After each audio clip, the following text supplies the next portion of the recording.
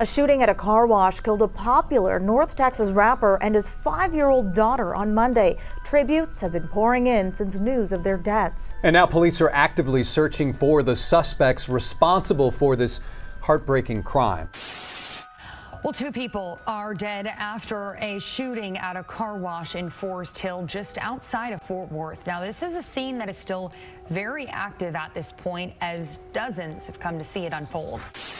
Hi, Hannah. We've been here all day long, and so far, Forest Hill police have yet to provide us with any additional information. According to MedStar, though, 2 people were killed in a shooting at this car wash behind me, and a family member tells me that it was a man and his 5-year-old daughter. Take a look. That same relative provided me with this picture of Chucky Smith and his young daughter. I'm told her birthday was just yesterday. The 2 were reportedly at this Slappy's Express car wash located off I-20 and Forest Hill Drive shortly before 11 a.m. when they were fatally shot.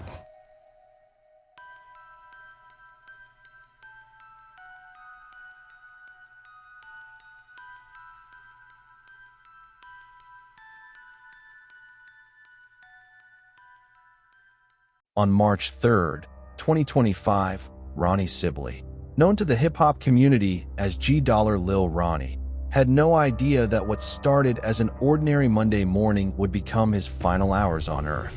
The 35-year-old Fort Worth rapper began his day like countless others before it, unaware that malevolent forces were already setting into motion the events that would claim both his life and that of his beloved 5-year-old daughter Ronnie.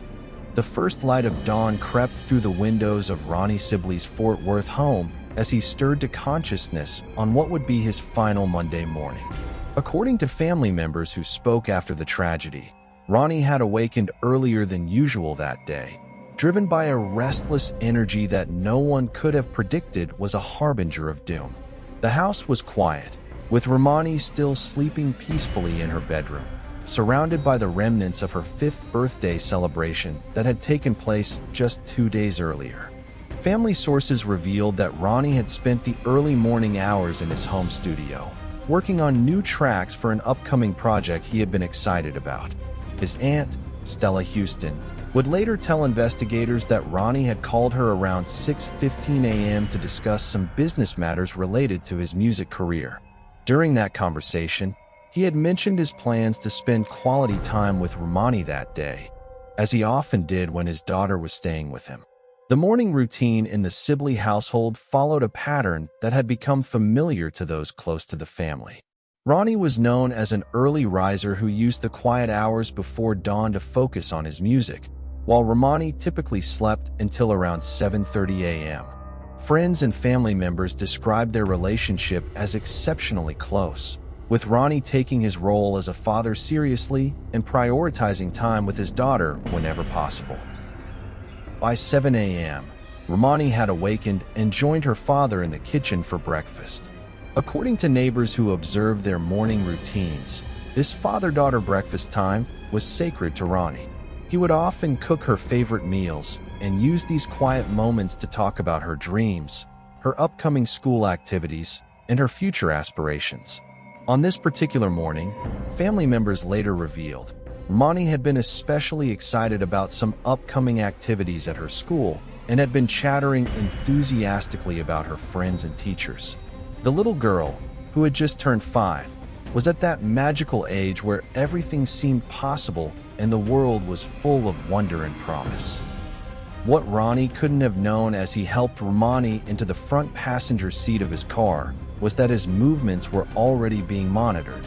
Court documents and police affidavits would later reveal that the suspects had been tracking his activities, waiting for the right opportunity to strike.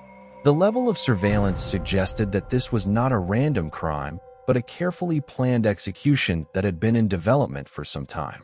The suspects, identified as 24-year-old Adonis Robinson and 21-year-old Jacoby Russell, had allegedly been using Robinson's girlfriend's white Kia to follow and monitor Ronnie's movements.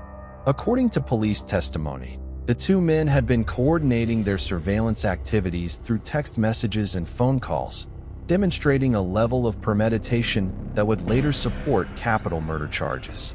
as Ronnie drove through Fort Worth with his daughter that morning, making what family members described as routine stops for errands and activities. He remained unaware that deadly eyes were watching his every move. The normalcy of his activities, stopping at a convenience store, visiting a friend's house, taking Ronnie to get some snacks she had requested, stood in stark contrast to the violence that was being planned against them. As 10:30 a.m. approached, Ronnie made the fateful decision to visit Slappy's car wash on Forest Hill Drive.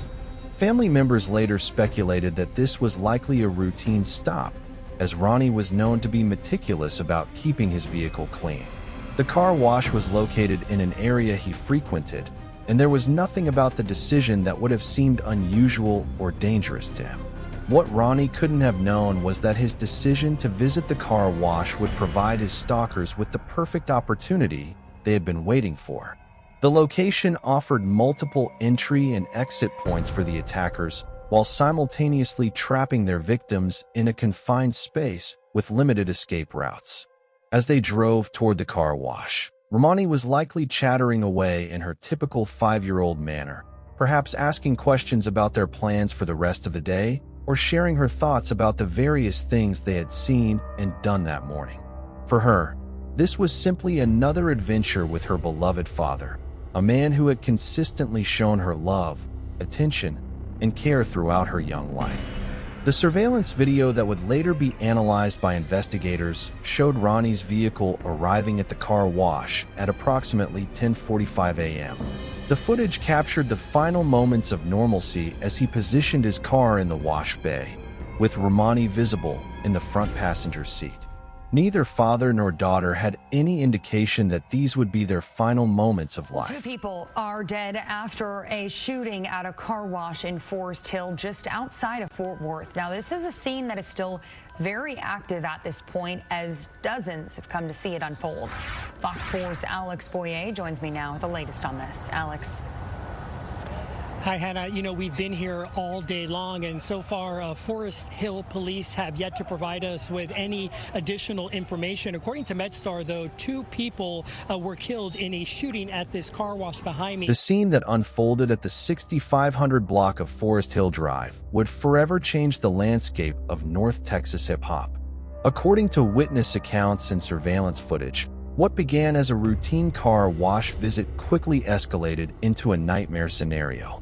G Lil Ronnie, whose real name was Ronnie Smith, had built his reputation on authenticity and street credibility, but nothing could have prepared him for the calculated violence that would unfold that afternoon.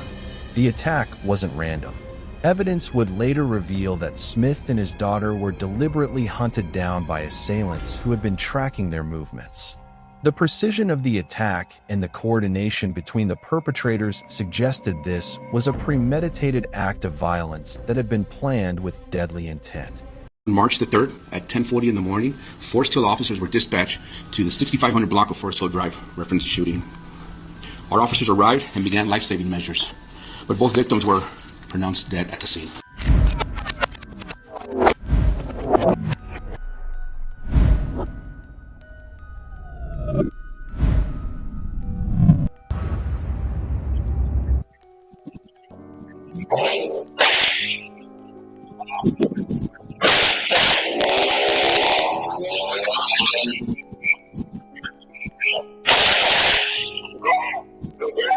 Forest Hill Police Chief David Hernandez would later describe the scene as one of the most brutal crimes he had witnessed in his career.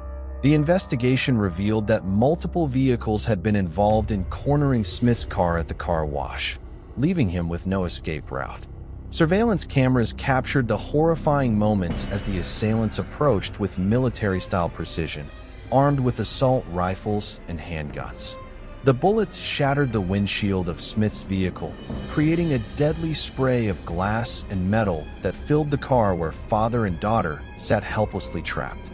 Ronnie, who should have been looking forward to starting kindergarten later that year, became an unintended victim in what appeared to be a targeted hit on her father. The senseless violence that claimed both their lives would send shockwaves throughout the Texas music community and beyond. Know my nigga down and they finish him. You know what I'm saying? A lot of people don't even got that in them to do that to certain people. You know what I'm saying? Yeah, that made me want to get the fuck away from her. Think about that shit, but what else you think? Got killed with his baby.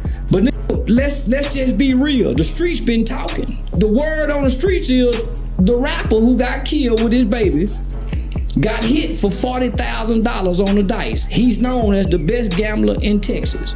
He get hit for $40,000. Him and his little partner set up to get robbed and hit him for the $40,000. Weeks before he get killed. And you riding around the city with no pistol, no strap, no nothing. Before this tragic end, Ronnie Smith had been carving out his place in the competitive world of Texas hip-hop. Originally performing under the moniker Hood Fame Lil Ronnie before transitioning to G Lil Ronnie, his music career began in earnest in 2016. His style was characterized by what critics described as slick-talking raps about street culture, combined with his self-proclaimed persona as the best gambler in Texas. Smith's discography included tracks like Where You Been, El Chapo, Rat Trap, Juice Talk, Making Up, and Commitment. His most recent release, Never Heard of Y'all, had dropped in 2024, showcasing his continued evolution as an artist. The rapper had also released several full-length projects, including albums titled literally Fuck the Politics and Trappin' and Gamblin'. Drawing inspiration from hip-hop legends like T-Pain and Usher, Smith had developed a unique sound that blended traditional Southern rap with modern production techniques. His music often reflected the harsh realities of street life, while also celebrating the hustle and determination required to succeed in both music and life. The investigation into Smith's murder moved swiftly, aided by crucial evidence left behind by the perpetrators. In a stroke of investigative fortune that would prove pivotal to the case, one of the suspects had accidentally left his identification card in the getaway vehicle. This critical mistake would ultimately lead authorities directly to the individuals responsible for the double homicide. Police arrested 24-year-old Adonis Robinson and 21-year-old Jacoby Russell, both residents of Fort Worth, on capital murder charges. The charges carried the weight of potential death penalty sentences due to the involvement of multiple victims, including a child. The swift arrests came as a relief to the community, but questions about motive continued to plague investigators. Court documents revealed the methodical nature of the attack. The suspects had allegedly used a girlfriend's car to stalk and corner Smith at the car wash. Surveillance footage showed the deliberate coordination between the assailants as they trapped their victims and unleashed a barrage of gunfire.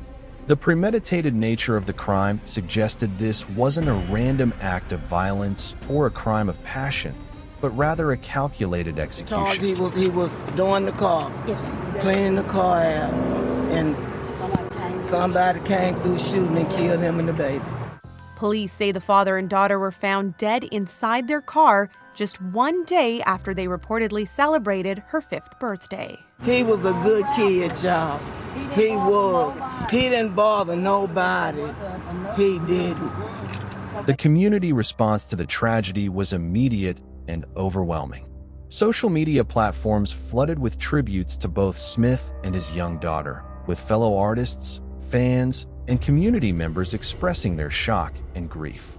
The senseless nature of Ronnie's death particularly struck a chord with parents across the region, many of whom could envision their own children in similar circumstances. Local hip-hop artists and producers who had worked with Smith described him as a dedicated father who frequently brought his children to recording sessions and industry events.